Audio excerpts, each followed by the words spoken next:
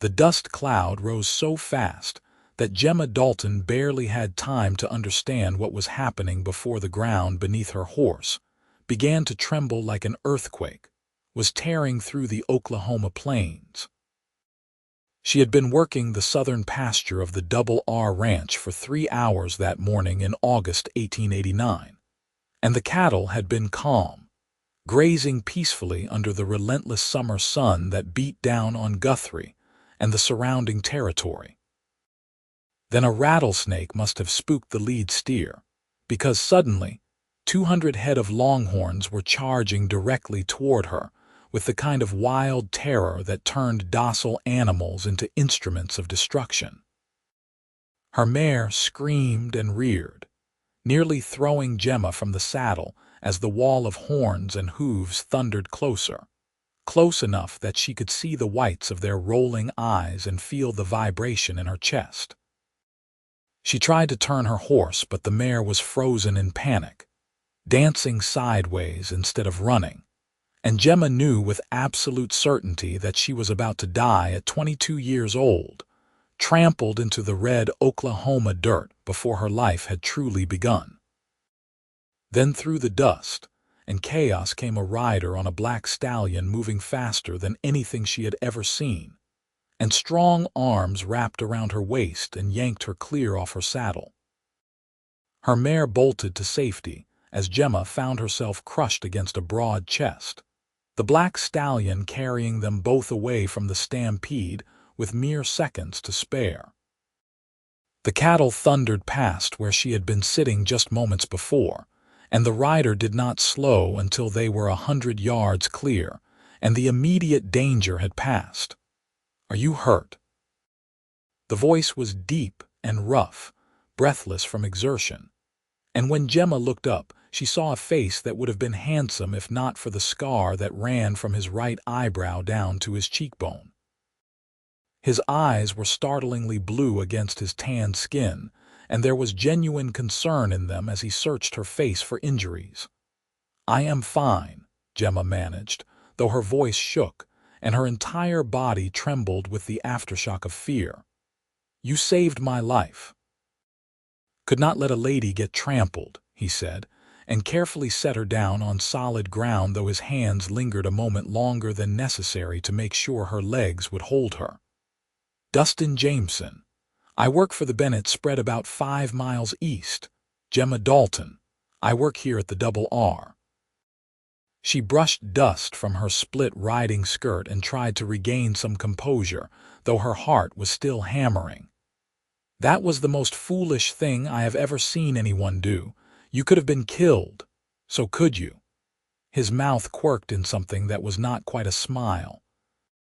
Seemed like the risk was worth taking. The stampede had slowed now, the cattle spreading out as their panic faded, and Gemma could see riders from the ranch racing toward them across the prairie.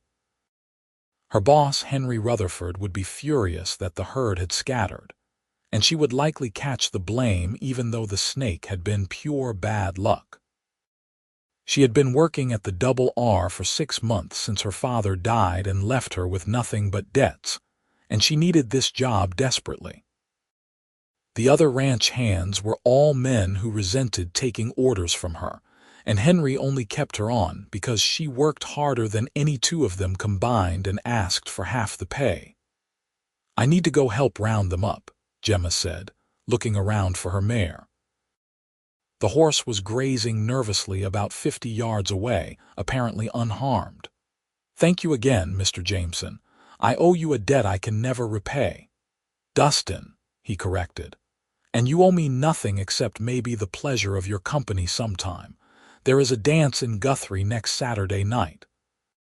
"Would you do me the honor?" Gemma stared at him in surprise. She was covered in dust and sweat. Her dark blonde hair was falling out of its braid, and she had nearly just died. Yet this man was asking her to a dance like they had met at a church social. There was something both absurd and oddly charming about it. "I do not even know you." Then the dance would be a fine opportunity to remedy that. His blue eyes held hers with an intensity that made her stomach flutter in a way that had nothing to do with her recent brush with death. "Unless you are spoken for, I am not," Gemma admitted. She had no time for courting between working sunup to sundown 6 days a week and trying to keep herself fed and housed. "But I am not sure it would be appropriate." "Why not? I pulled you off a horse and now I am asking you to dance." "Seems perfectly logical to me." He was teasing her now, she could hear it in his voice, and despite everything Gemma felt herself smile. "You are persistent." "I am interested," Dustin said simply. "Say yes." Against her better judgment, Gemma found herself nodding. "Yes, all right. I will meet you there at 7.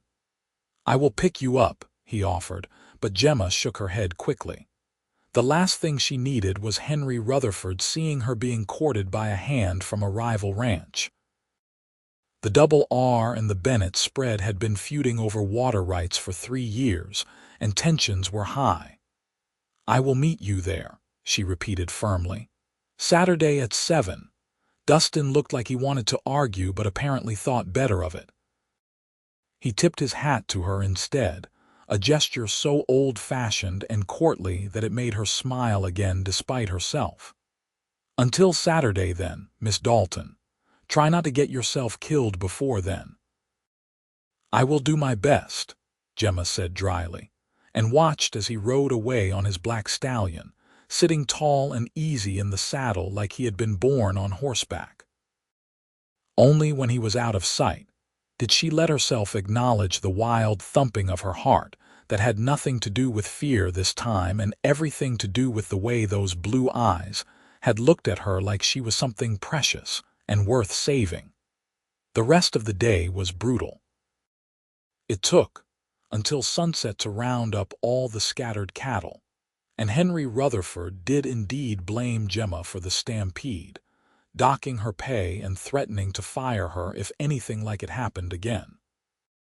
She bit her tongue and took the abuse because she had no choice, and that night in the tiny room she rented above the general store in Guthrie, she lay awake thinking about Dustin Jameson and wondering if she had imagined the spark between them, or if he had felt it too. Saturday took forever to arrive. Gemma had no money for a new dress, but she spent her one evening off that week carefully mending and pressing her only good gown, a simple green cotton dress that had belonged to her mother. She washed her hair in rainwater and pinned it up carefully, studying her reflection in the small, cracked mirror and wondering what Dustin would think when he saw her cleaned up. She was not beautiful, she knew that. Her face was too angular, her body too thin from years of hard work and not enough food, her hands calloused and rough. But her eyes were a clear gray-green, and her hair was thick and wavy when it was clean, and maybe that would be enough. The dance was being held in the largest building in Guthrie, a meeting hall that served as church, courthouse, and social center depending on the day of the week. When Gemma arrived at 5 minutes past 7, feeling awkward and self-conscious, the hall was already crowded with people, and the fiddle band was playing a lively reel. She scanned the crowd anxiously, half expecting Dustin not to show, but then she saw him standing near the refreshment table and her breath caught in her throat. He had cleaned up too. His dark hair was neatly combed back, and he wore a white shirt with a black vest and a string tie that made him look sophisticated despite the scar on his face. When he saw her, his whole expression lit up in a way that made Gemma feel suddenly beautiful despite her shabby dress and worn shoes. He crossed the room to her in a few long strides. "You came," he said, and there was such genuine relief and pleasure in his voice that Gemma felt her nervousness fade slightly. "I said I would." She smoothed her skirt self-consciously. "I am not much of a dancer, though, I should warn you."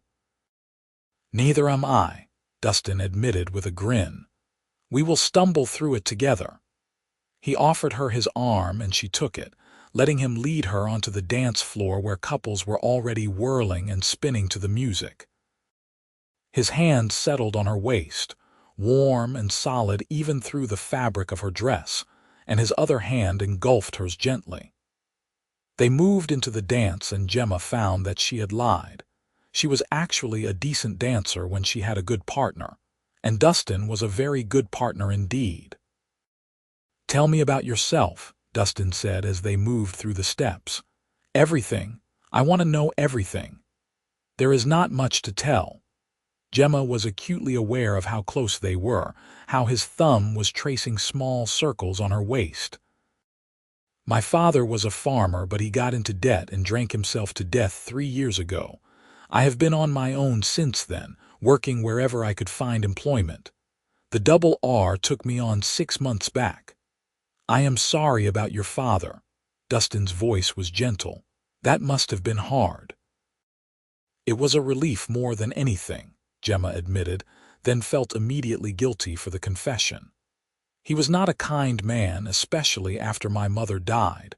I mourned what he could have been, not what he was." Dustin nodded, understanding. "My own father was a hard man. He ran the ranch with an iron fist and did not believe in showing softness to anyone, including his children. I have 4 brothers and 2 sisters, and we all learned early to stay out of his way when he was in one of his moods." "You said you work for the Bennett spread. Is that not your family's ranch?" "No, my family is back in Texas. I left when I was 17 and have been working my way north ever since." The song ended and another began, something slower, and Dustin pulled her slightly closer. "I wanted to make my own way in the world, prove that I was more than just the second son with nothing to inherit."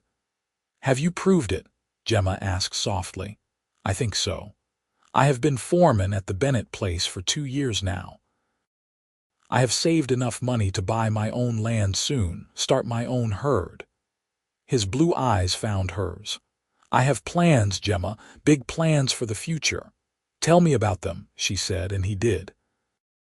As they danced through song after song, Dustin painted her pictures with his words of the ranch he wanted to build, the house he wanted to construct with his own 2 hands, the life he wanted to create.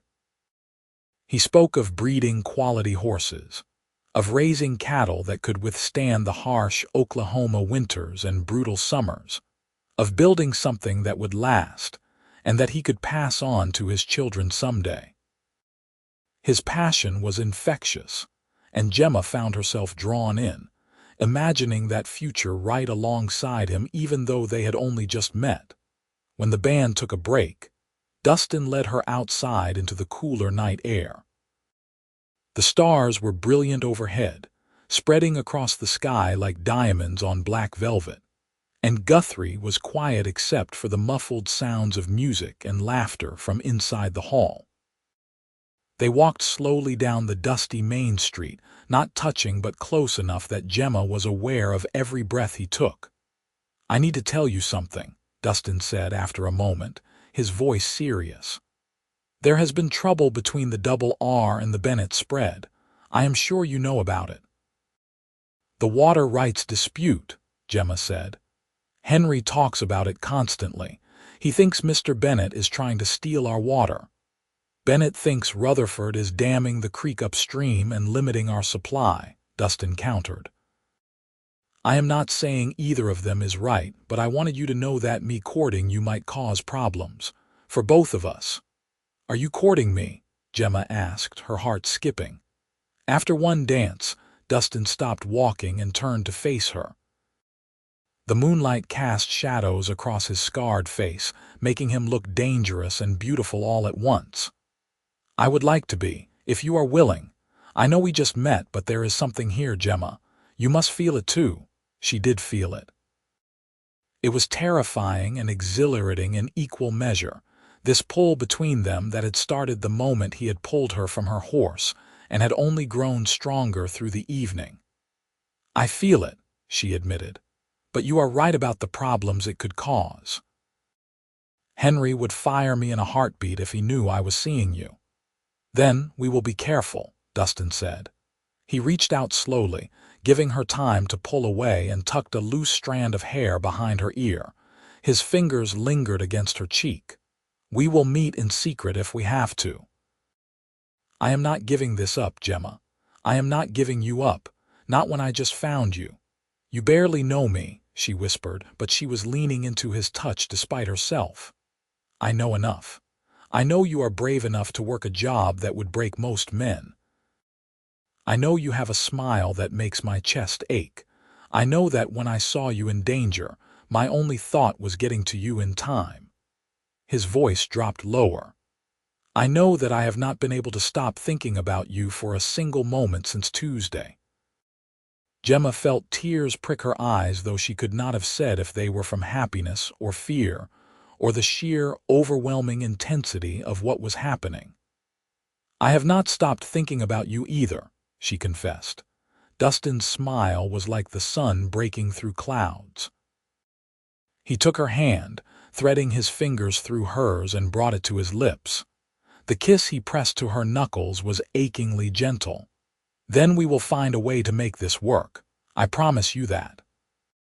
They made plans to meet the following Sunday at a spot halfway between the two ranches, a place where a cottonwood grove offered shade and privacy, and where they were unlikely to be seen by anyone from either spread. Gemma floated through the next week in a daze, barely aware of the hard work and Henry's constant criticism. Her mind was full of blue eyes and gentle hands, and a voice that spoke to her of futures and possibilities. Sunday dawned bright and clear, and Gemma rode out to the meeting spot with her heart in her throat. Dustin was already there, waiting under the cottonwoods with a blanket spread on the ground and a basket that proved to contain fresh bread, cheese, apples, and even a bottle of lemonade. They spent hours talking, learning everything about each other, and when Dustin kissed her for the first time as the sun was beginning to set, Gemma felt like she was falling off a cliff and flying all at once. The summer faded into fall, and they continued to meet in secret, stealing whatever time they could manage. Dustin taught Gemma to shoot, placing a revolver in her hands and standing behind her to correct her aim, his arms around her and his breath warm on her neck. Gemma showed Dustin her favorite spots in the Oklahoma Territory, hidden valleys and clear streams that she had discovered in her wanderings. They talked about everything and nothing, shared their dreams and fears, and fell deeper in love with each passing week. It was perfect and terrifying because Gemma knew it could not last. Henry Rutherford was becoming increasingly paranoid about the water situation, and tensions between the two ranches were escalating. There had been angry confrontations, accusations of cattle theft and fence cutting, and rumors of violence on both sides. Gemma lived in constant fear that their secret would be discovered, and that Dustin would be caught in the crossfire of a feud that had nothing to do with them. In late October, her worst fears came true. She was working the northern pasture when she saw a group of riders approaching fast, and her stomach dropped when she recognized Henry Rutherford at the head of them. He rode straight up to her, his face purple with rage. "You have been seeing that Bennett foreman," he shouted, not bothering with any preamble. "Do not bother denying it. I had you followed last Sunday." Gemma felt the blood drain from her face, but she kept her chin high. "My personal life is my own business." "Not when it involves fraternizing with the enemy," Henry spat. "You are fired, Miss Dalton. Get off my land immediately." "But I have done nothing wrong," Gemma protested, even though she knew it was useless. "I have worked hard for you, done everything you asked." "You have betrayed me," Henry said coldly. "And if I see you anywhere near my property again, I will have you arrested for trespassing. Now get moving before I have my men escort you off." Gemma had no choice. She rode back to Guthrie with tears streaming down her face, terror clutching at her heart. Without her job at the Double R, she had no income. She had barely enough savings to cover 2 weeks' rent, and jobs for women in Guthrie were scarce and poorly paid. She could try to find work as a laundress or a cook, but those positions paid a fraction of what she had been making as a ranch hand, and she would never be able to support herself. She went straight to the Bennett spread, knowing it was reckless but not caring. She had to see Dustin, had to tell him what had happened. She found him in the main barn, and when he saw her face, his expression immediately shifted to concern. He pulled her into an empty stall and held her while she sobbed out the whole story. "He fired me," she said when she could speak again. "I have no job, no prospects, nothing. I do not know what I am going to do." Dustin's arms tightened around her. "You are going to marry me," he said firmly. Gemma pulled back to stare at him. "What? Marry me?" Dustin cupped her face in his hands, his blue eyes intense and serious. "I know this is not how I wanted to ask you. I was planning something romantic, was going to wait until I had bought my land and could offer you something real. But I love you, Gemma. I have loved you since the moment I pulled you off that horse. Marry me. Let me take care of you." "You do not have to do this," Gemma said, even as her heart soared with desperate hope. "You should not have to rescue me again. I am not rescuing you. I am asking the woman I love to be my wife." He pressed his forehead against hers. "Say yes, please say yes." "Yes," Gemma whispered. "Yes, I will marry you." They were married 3 days later by the circuit preacher who came through Guthrie once a month. It was a simple ceremony with no guests except for 2 of Dustin's fellow ranch hands who served as witnesses, but Gemma had never been happier. She wore her mother's green dress, and Dustin gave her a simple gold band that he said had belonged to his grandmother. And when they exchanged vows in the small church, Gemma felt like she was finally coming home. The trouble started almost immediately. When word got out that Dustin Jameson from the Bennett spread had married Gemma Dalton, who used to work for Henry Rutherford, both ranchers saw it as a betrayal. Bennett thought Dustin had married a spy, and Rutherford spread rumors around town that Gemma had been working for Bennett all along and had been planted at the Double R to steal information. Neither accusation was true, but truth mattered little when men were determined to see enemies everywhere. Bennett fired Dustin on the spot, and suddenly they were both unemployed with winter coming on and no prospects. They moved into a tiny one-room cabin on the outskirts of Guthrie that Dustin was able to rent cheaply, and he took whatever work he could find, doing odd jobs and day labor while Gemma took in washing and mending. It was brutally hard, and there were nights when they went to bed hungry, but they had each other, and somehow that made it bearable. "I am sorry," Dustin said one night as they lay together in their narrow bed, the winter wind howling outside. "I promised you better than this." "You promised me yourself," Gemma corrected, curling closer to him for warmth. "You have kept that promise every single day. The rest will come." "I am going to buy that land," Dustin said fiercely. "I am going to build us a ranch and a real house and give you everything you deserve. I swear it." "I know you will." Gemma kissed him softly. "I believe in you." That belief was tested hard over the next months. Winter in Oklahoma Territory in 1889 was harsh, and work was scarce. They burned through their meager savings and had to borrow money for food. Gemma discovered she was pregnant in February, and while the news filled them both with joy, it also brought fresh terror. A baby meant another mouth to feed, medical expenses they could not afford, and Gemma would not be able to work once she started showing. But somehow they survived. Dustin found steadier work in the spring as the ranches started hiring again for the busy season, and he was careful to take jobs only from smaller outfits that had no connection to either Bennett or Rutherford. Gemma kept taking in washing for as long as she could, ignoring the concerned looks from neighbors when she hung laundry with her belly swelling under her dress. They saved every penny they could, building their stake bit by bit. On a hot day in early September 1890, exactly 1 year after the stampede that had brought them together, Gemma went into labor. The local midwife attended her, and after 12 hours of hard work, Gemma delivered a healthy baby boy. They named him Daniel, and when Dustin held his son for the first time, there were tears streaming down his scarred face. "He is perfect," Dustin whispered, touching the baby's tiny hand with one rough finger. "You are perfect, both of you." "We are a family now," Gemma said, exhausted but happier than she had ever been. "A real family." "The first of many children," Dustin promised. "I want to fill that ranch house with sons and daughters, Gemma. I want to give them everything we never had."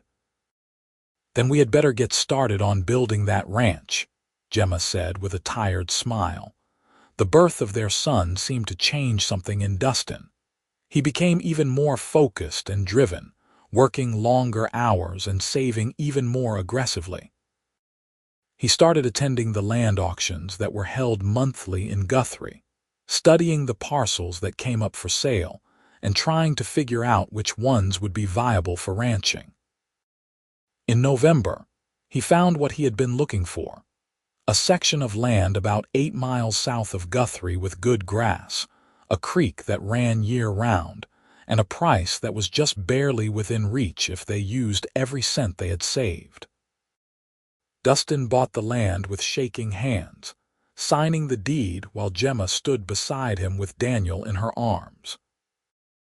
Walking out of the land office as property owners felt surreal, and that night they celebrated by splurging on a real dinner at the hotel restaurant, their first meal out since their wedding.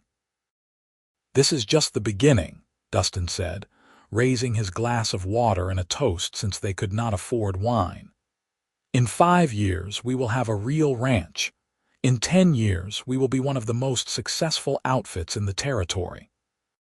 In 20 years, we will be old and gray and wondering where the time went," Gemma added with a laugh. "But we will be together, and that is all that matters." They moved onto the land that winter, living in a tent while Dustin started construction on a small house. It was back-breaking work, made harder by the cold and the fact that Dustin was doing most of it alone while also trying to work enough to keep them fed. But slowly, bit by bit, the house took shape. It was nothing fancy, just 4 rooms with a stone fireplace and a covered porch, but it was theirs and it was solid, and when they finally moved in on a cold day in March 1891, Gemma cried with relief and pride. That spring, Dustin used the last of their savings to buy 20 head of cattle and a young bull. It was a tiny herd, barely enough to call themselves ranchers, but it was a start. Gemma worked alongside him, doing everything she could while also caring for Daniel, and slowly their little ranch began to take root. They branded their cattle with a simple DJ brand that combined their initials, and filed the paperwork to officially name their operation the Dustin Jameson Ranch. The work was relentless and exhausting. They were up before dawn every day and worked until well after dark, doing everything themselves because they could not afford to hire help. There were setbacks and disasters: cattle that died, a fence that washed out in a spring flood, a bout of illness that laid them all low for 2 miserable weeks. But there were victories, too. Calves born healthy and strong, their first successful sale at the autumn market, neighbors who proved willing to help when help was needed. In the summer of 1892, Gemma discovered she was pregnant again. This time there was less fear and more excitement, and when their daughter was born in February 1893, they named her Grace after Gemma's mother. Daniel, now 2.5, was fascinated by his baby sister and wanted to help with everything, and Gemma's heart swelled watching Dustin with both children, seeing how gentle and patient he was no matter how tired or stressed. The years rolled on, bringing both hardships and joys. Their herd grew slowly but steadily, and they added horses to their operation as well, breeding quality stock that gained a reputation for soundness and good temperament. Dustin built a proper barn, and then a bunkhouse for the hands they were finally able to hire. Gemma started a garden and then expanded it into a proper truck patch, selling vegetables in Guthrie and adding to their income. In 1895, Gemma gave birth to twin boys, Thomas and Timothy, and their little house was suddenly bursting at the seams with children and noise and life. Dustin added on 2 more bedrooms and a proper dining room, and Gemma finally got the kitchen she had been dreaming of with a real cook stove and a sink with a pump right inside the house. The old feud between the Double R and the Bennett spread had slowly faded as both Henry Rutherford and Mr. Bennett grew older and less interested in fighting. New ranchers had moved into the area, and the old water dispute had been resolved by the territorial government. Gemma sometimes saw people she had known from her time at the Double R, and while things were occasionally awkward, no one caused them any real trouble. They had proven themselves through hard work and determination, and grudging respect had eventually replaced old suspicions. By 1898, the Dustin Jameson Ranch was one of the most successful operations in the area. They ran 200 head of cattle and 50 horses, employed 4 full-time hands plus seasonal help during Roundup, and turned a solid profit every year. Dustin had paid off all their debts and had money in the bank, and Gemma had a closet full of dresses and enough food in the pantry to feed an army. But more important than the success and prosperity was the life they had built together. Their children were healthy and happy, growing up with the kind of stability and love that neither Dustin nor Gemma had known in their own childhoods. Daniel at 8 was already showing signs of becoming a fine horseman, and Grace at 5 followed her father everywhere, wanting to learn everything about the ranch. The twins at 3 were wild and rowdy and kept everyone on their toes. On a warm evening in August 1898, exactly 9 years after the stampede that had brought them together, Gemma and Dustin sat on their porch watching the sun set over the prairie. The children were finally in bed after a long day, and for a few precious moments, they had peace and quiet. Dustin's arm was around Gemma's shoulders, and she leaned into him contentedly. "You ever think about that day?" Gemma asked softly. "The stampede." "All the time," Dustin admitted. "It was the luckiest day of my life." "You almost died," Gemma pointed out. "We both almost died." "But we did not. And if it had not happened, I might never have met you. I might have spent my whole life not knowing what I was missing." He pressed a kiss to the top of her head. "Everything we have, everything we are, it all started that day. How could I not think about it?" "I was so scared," Gemma remembered. "Not just of the cattle, but of you, of what I was feeling. It was so fast, so intense. I thought I was losing my mind. You were not the only one. I took one look at you covered in dust and trying not to cry, and I knew you were going to change my life." Dustin's voice was soft and full of emotion. "Best decision I ever made was pulling you off that horse." "Second best," Gemma corrected with a smile. "The best was asking me to marry you. Asking you to marry me was not a decision, it was a necessity. I could not have lived without you." He turned her face up to his and kissed her properly, deep and slow and full of the kind of passion that had not diminished despite 9 years of marriage and 4 children, and all the exhaustion and stress that came with building a life together. "I love you, Gemma, more now than I did then, if that is even possible."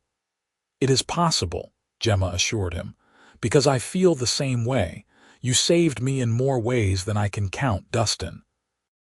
Not just from that stampede, but from a life of loneliness and struggle and never feeling like I belonged anywhere." "You belong here," Dustin said firmly. "With me, with our children. This is your home, Gemma, and it always will be." They sat together as the stars came out, talking quietly about their plans for the future. They wanted to expand the ranch further, maybe buy the adjoining section that was coming up for sale. They talked about their children's futures, about making sure all of them had opportunities and education. They talked about someday traveling, taking a trip to see Dustin's family in Texas, or maybe even going all the way to California to see the ocean that neither of them had ever witnessed. In 1900, Gemma gave birth to their fifth child, another daughter they named Rose. Daniel was now 10 and starting to take on real responsibilities around the ranch, and Grace at 7 was already helping her mother with the household and the younger children. The twins at 5 were starting school, riding into Guthrie 3 days a week with Daniel to attend the new schoolhouse that had been built. The new century brought changes to Oklahoma Territory. There was talk of statehood, of the territory becoming a proper state in the Union. More people were moving in, towns were growing, and the wild frontier quality that had defined the region was slowly giving way to civilization. Railroads connected Guthrie to the rest of the country, and suddenly markets that had once been distant were accessible. Dustin took advantage of the changes, shipping cattle to Kansas City and St. Louis, getting better prices than he ever could have locally. He invested in better breeding stock, upgrading their herd with bulls purchased from established ranches in Texas. The Dustin Jameson Ranch continued to grow and prosper, and by 1903 they were running 400 head of cattle and employing 8 full-time hands plus a dozen seasonal workers. But success brought its own challenges. There were land speculators trying to buy up property, sometimes using underhanded methods. There were rustlers and con men taking advantage of the rapid growth. There was the constant pressure of managing a business that had grown far beyond what either Dustin or Gemma had originally envisioned. There were days when Dustin came home exhausted and discouraged, wondering if they had expanded too fast and taken on too much. On those days, Gemma was his anchor. She would sit with him after the children were in bed and talk through whatever was troubling him, offering advice and perspective and unconditional support. She managed the household and the books with equal skill, keeping track of every dollar and making sure they never overextended themselves. She was his partner in every sense of the word, and Dustin knew that whatever success they had achieved was as much due to her efforts as his own. In 1905, Daniel at 15 announced that he wanted to go to agricultural college. It was a bold dream, but one that both Dustin and Gemma supported wholeheartedly. They had money now, enough to send their son away for education without it breaking them, and they wanted their children to have every advantage. Daniel left for college in the fall, and Gemma cried for a week after he was gone, even though she was proud of him. Grace at 12 was becoming a beautiful young woman, smart and capable and already attracting attention from the local boys, much to Dustin's dismay. The twins at 10 were still wild but starting to settle into their own personalities. Thomas more serious and studious, while Timothy was the daredevil, always getting into trouble. Little Rose at 5 was the baby of the family and thoroughly spoiled by everyone, but she had a sweet nature that made it impossible to stay mad at her no matter what mischief she got into. The years continued to pass in a blur of seasons and celebrations and ordinary daily life. Daniel graduated from college and came home to work the ranch alongside his father, bringing new ideas and methods that helped improve their operation even further. Grace married a schoolteacher in 1910, a good man who loved her and whom Dustin approved of after much questioning and scrutiny. The twins eventually settled down enough to become valuable workers on the ranch, And Rose grew into a lovely young woman with her mother's kind heart and her father's determination. By 1915, the Dustin Jameson Ranch was one of the largest and most respected operations in Oklahoma, which had achieved statehood in 1907. They ran over 1,000 head of cattle and 200 horses, owned 3 full sections of land, and employed more than 20 people. Dustin and Gemma had achieved everything they had dreamed of and more, building something substantial and lasting that would outlive them both. But on a quiet evening in September 1915, sitting on the porch of the house Dustin had built with his own hands all those years ago, it was not the success or the wealth or the property that Gemma thought about. It was the man beside her, his hair now more gray than dark, the scar on his face faded but still visible, his blue eyes still as bright and warm as they had been the day he had pulled her off a panicked horse and changed her life forever. 26 years, Gemma said softly. It seems impossible that so much time has passed. The best 26 years of my life, Dustin said, taking her hand and threading his fingers through hers just like he had done on that first night after the dance in Guthrie. Worth every moment of struggle and hardship. Do you remember what you said to me that night, when you asked me to marry you? Gemma asked, leaning her head on his shoulder. I said a lot of things. I was desperate and terrified you would say no. Dustin's voice was warm with amusement. You said you were not rescuing me, that you were asking the woman you loved to be your wife. Gemma looked up at him, tears shining in her eyes though she was smiling. But you did rescue me, Dustin, in every way that matters. You gave me a home and a family and a life I never dreamed possible. Then we rescued each other, Dustin said, wiping away the tears on her cheeks with gentle fingers. Because I was lost before I found you, Gemma. I was just going through the motions, working towards some vague future that did not mean anything. You gave me purpose and direction, and a reason to build something real. They kissed then, soft and sweet and full of the kind of love that only comes from decades of choosing each other every single day through good times and bad. Inside the house, they could hear Rose practicing piano, the slightly off-key notes of a Chopin nocturne floating out through the open windows. In the distance, one of the hands was singing as he worked in the barn, and cattle lowed contentedly in the evening air. Tell me about the future, Gemma said, the same request she had made so many times over the years. What do you see for us? I see grandchildren, Dustin said immediately. Lots of them, running around this ranch and driving us crazy and filling our house with noise and life. I see Daniel taking over more of the operation while I slow down and finally let myself rest a little. I see growing old with you, sitting on this porch 50 years from now and still holding your hand. That sounds perfect, Gemma said. Absolutely perfect, and it was. Over the next years, everything Dustin had envisioned came to pass. Grace gave them their first grandchild in 1916, a boy they named after Dustin, and by 1920, there were 5 grandchildren with more on the way. Daniel and his wife, a lovely woman he had met at college, took over the day-to-day operations of the ranch while Dustin transitioned into more of an advisory role. The twins both married, Thomas to a banker's daughter and Timothy to a spirited ranch girl from a neighboring spread, and they built their own houses on ranch property, so the whole family stayed close. Rose, their baby, surprised everyone by announcing in 1920 that she wanted to go to college herself, to study medicine and become a doctor. It was a radical dream for a young woman, but Dustin and Gemma supported her completely, just as they had always supported their children's ambitions.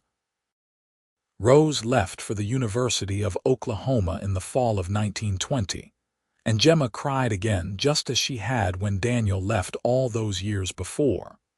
But this time, The tears were mixed with pride and joy rather than just sadness. All 5 of their children were healthy and successful, making their own lives and their own choices, and that was everything Dustin and Gemma had ever wanted for them.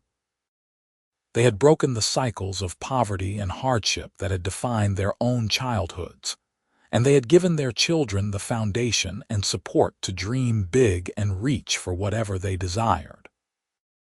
In the summer of 1925, the Dustin Jameson Ranch celebrated its 35th anniversary with a huge party that drew people from all over Oklahoma. Old friends and neighbors came, including some who had worked for them over the years and had since moved on to their own operations.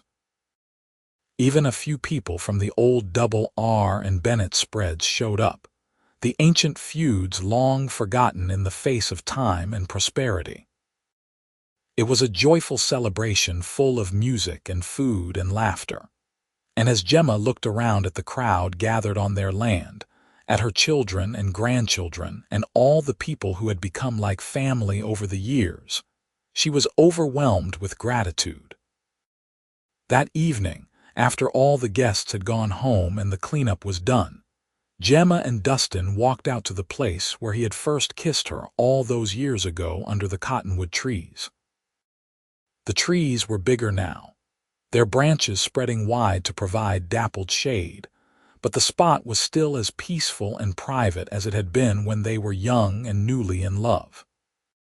"We did it," Gemma said, looking around at the ranch that sprawled in all directions, at the solid house and barns and corrals, at the cattle grazing peacefully in the distance. "Everything you promised me that first night, you made it happen." "We made it happen," Dustin corrected. "I could never have done any of this without you, Gemma. You are the heart of this place, the heart of everything." They stood together as the sun set, painting the Oklahoma sky in shades of orange and pink and gold. Gemma thought about the frightened 22-year-old girl she had been, alone and desperate, and facing down a stampede with no hope of survival. She thought about the moment a stranger on a black horse had ridden into her life and pulled her to safety, not knowing that he was saving her in ways that went far beyond that single moment. "Thank you," Gemma said softly, turning to face the man who had been her partner and lover and best friend for 36 years. "Thank you for riding in when I needed you most. Thank you for choosing me and loving me and building this life with me." "Thank you for saying yes," Dustin replied, his voice rough with emotion. "Thank you for trusting me when you had every reason not to. Thank you for being the strongest, most wonderful woman I have ever known."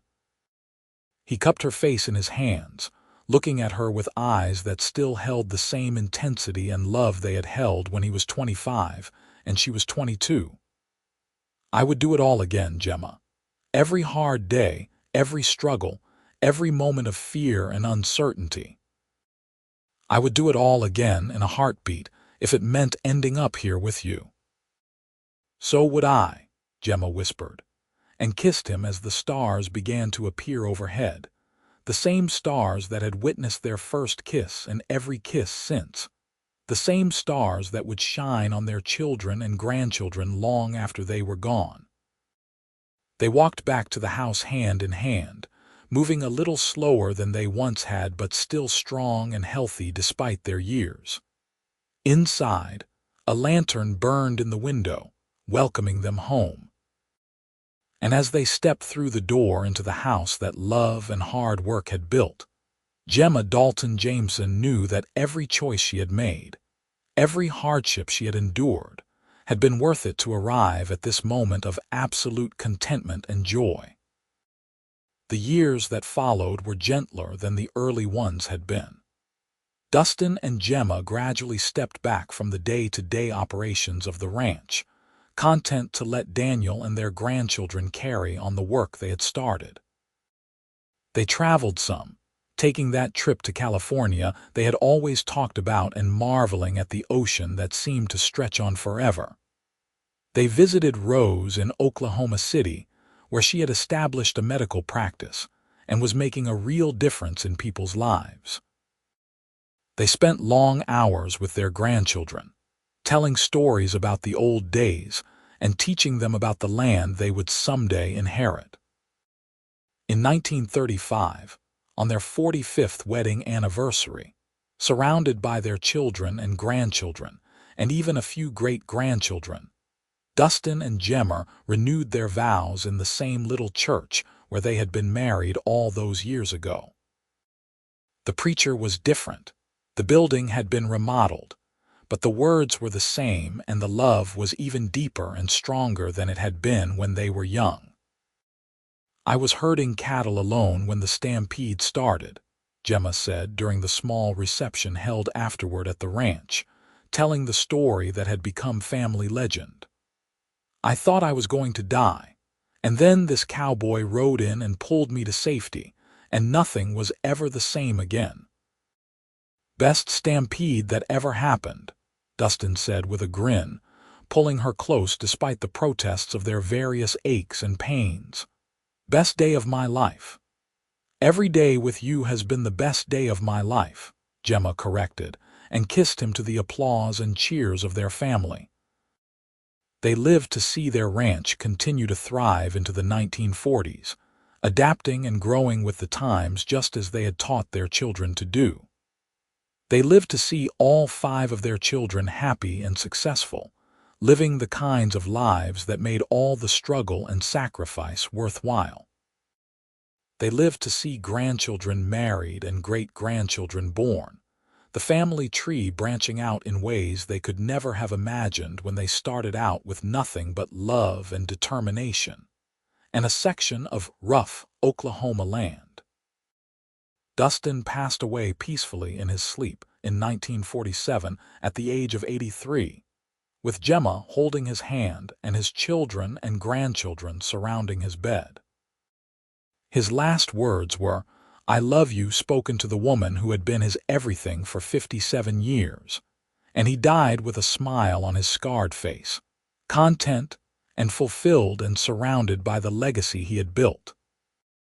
Gemma lived another 5 years, staying in the house Dustin had built for her, and refusing to leave despite the urgings of her children who wanted her to move into town where they could care for her more easily.